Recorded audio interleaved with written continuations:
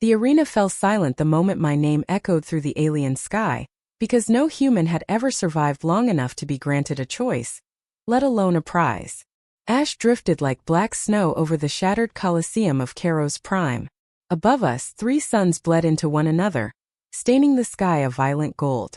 Tens of thousands of alien spectators watched from floating tiers, their faces unreadable behind masks of crystal and bone.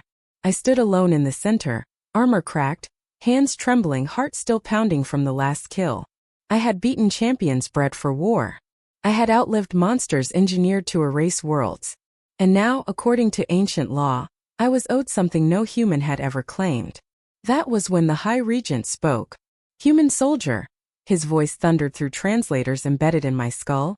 "You may choose your prize." A ripple of anticipation surged through the crowd. I felt it like pressure against my skin. Around the arena, the royal dais shimmered, revealing the daughters of the Thalcoran Empire. Alien princesses famed across star systems. Warriors. Strategists. Icons of genetic perfection. Each one represented power beyond imagination. But my eyes didn't stop on them. They drifted instead to the far edge of the platform, where one figure stood half in shadow. She wore no jeweled armor. No ceremonial weapons. Her posture was rigid, almost defensive, as if she expected to be struck at any moment. Her skin carried faint fractures of bioluminescent blue. Marks of instability, I realized. The other princesses stood tall, admired, adored. She was avoided. And for reasons I didn't yet understand, the moment I saw her, something twisted painfully in my chest. That should have been my first warning. I had been a soldier of Earth's last defense fleet, captured during the failed counteroffensive against the Thalcoran. They didn't kill prisoners. They tested them. War games, they called it. Gladiatorial trials broadcast across their empire. Humanity reduced to entertainment. Every round I expected to die. Every round I didn't. But survival came at a cost. Faces haunted my sleep. Friends disintegrated by plasma. Cities erased in seconds. The aliens called it efficiency. I called it genocide. Still I learned. I adapted. I won. And now I stood here breathing alien air, offered a reward meant to display imperial mercy. "Choose," the regent repeated. A consort. A command. A world restored. The crowd leaned forward. I raised my shaking hand and pointed.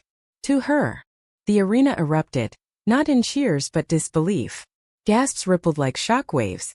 The translators struggled to keep up as voices overlapped in confusion and outrage. I heard one word repeated again and again. Unworthy. The princess I'd chosen stiffened. Her eyes, dark, starless, ancient, locked onto mine. Fear flashed there. Then something else. Resignation. The regent's mandibles clicked in disbelief. "You choose Princess Salith?" A pause. Heavy. Dangerous. "She is least admired. Untested. Broken." I swallowed. "She's my choice." What I saw next changed everything. Salith was dragged before the court, not honored. Examined. Stripped of illusion. The truth emerged quickly. She was born with a neural anomaly, a rare divergence that allowed her to feel emotion with an intensity alien kind considered a defect. Empathy. Grief. Doubt. They called it weakness. They had hidden her away, paraded her only when protocol demanded. To the Empire she was a liability. To me she was the first alien who looked at me like I was still human. That realization terrified me. We were given quarters aboard the Imperial Station. A floating city wrapped around a dying star. Guards watched every breath. Salith spoke little. When she did, her voice trembled as if unused to being heard. "Why did you choose me?" she finally asked, standing at the viewport, watching ships carve light through the void. I didn't answer right away. Because the truth was dangerous. "I saw how they looked at you," I said. "Like they already decided your worth." She laughed softly. A broken sound. "They did. I should have walked away then. Should have taken the power, the command, the chance to strike back. But something about her presence unraveled the rage I'd been using to survive. And that was only the beginning. Days passed. Then weeks. Salith showed me the Empire from the inside. Its cold logic, its obsession with dominance, its absolute certainty that emotion was a flaw to be erased. She showed me laboratories where worlds were simulated and destroyed for optimization models. Children bred for obedience. Entire species archived after extinction. And then she showed me the truth they never intended me to see.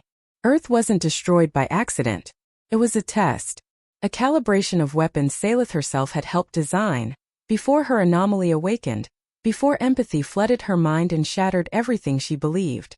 When she tried to stop the deployment, they silenced her. Labeled her unstable. Hidden. I wanted to kill her. I wanted to forgive her. I did neither. Because in her eyes, I saw the same thing that haunted me every night. Regret. At the midpoint of the station's orbital cycle, the Empire made its move. The Regent announced a ceremonial binding. Our union would be broadcast across 1,000 systems as proof of imperial benevolence. A human warrior tamed. A flawed princess redeemed through possession. But beneath the ceremony lay a darker plan. They would use Salith's anomaly to map emotional resistance in humans. Extract it, weaponize it, erase it. Turn empathy itself into a tool of conquest. That was the moment everything broke. I wasn't a prize winner. I was a specimen. And Salith was the key. We stood together in the preparation chamber. Light washing over us like judgment. She reached for my hand, trembling. If we run, she whispered, they will erase entire sectors to find us. I thought of Earth. Of ash falling like snow. Then we don't run, I said. We burn the truth into the stars. The escape wasn't elegant. It was brutal. Blood in zero gravity. Alarms screaming like wounded animals. Salith unlocked systems no one believed she understood. I fought like a man who had nothing left to lose. Half the station watched us flee. The other half watched the data dump. Footage. Files. Proof of genocides. Of experiments. Of the Empire's fear. Not of humans, but of what empathy could do to their perfect logic. The galaxy ignited. Allies turned. Vassal worlds rebelled. The Thalcoran fleet fractured overnight. But victory demanded a price. At the final jump gate, Imperial warships closed in. Salith rerouted power manually, knowing what it would cost. This is my choice, she said, calm at last. Let my flaw mean something. I held her as the energy tore through her neural lattice, amplifying her anomaly into a beacon that shattered control networks across the fleet. Silence followed. When the dust settled, the Empire was broken. Salith survived but changed. Her bioluminescent fractures dimmed. Her emotions quieter, gentler. Not erased. Balanced. We vanished beyond mapped space. Years later, stories spread. Of a human soldier who refused a throne. Of an alien princess who taught a galaxy to feel. Of wars ended not by annihilation, but by understanding the cost of it. Sometimes, beneath unfamiliar stars, Salith asks me if I regret my choice. I always give the same answer. I didn't choose the least admired princess. I tell her, watching dawn break over a free world. I chose the bravest soul in the Empire, and that changed everything.